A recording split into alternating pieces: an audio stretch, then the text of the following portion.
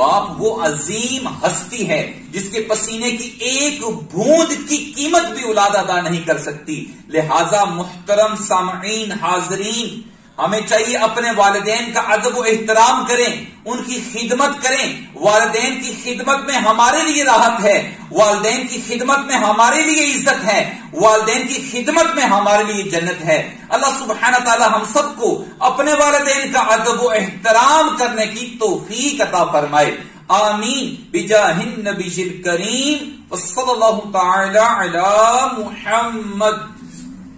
علم کے موتی آقا نے عطا کیے، علم کے موتی آقا نے عطا کیے، ناداروں کو علم کے موتی۔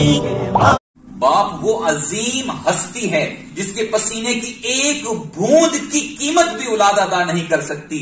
لہذا محترم سامعین حاضرین، ہمیں چاہیے اپنے والدین کا ادب و احترام کریں، ان کی خدمت کریں۔ والدین کی خدمت میں ہمارے لیے راحت ہے، والدین کی خدمت میں ہمارے لیے عزت ہے، والدین کی خدمت میں ہمارے لیے جنت ہے۔ اللہ سبحانہ تعالی ہم سب کو اپنے والدین کا ادب و احترام کرنے کی توفیق عطا فرمائے، آمین بجاہ النبی الکریم وصلی اللہ تعالی علی محمد۔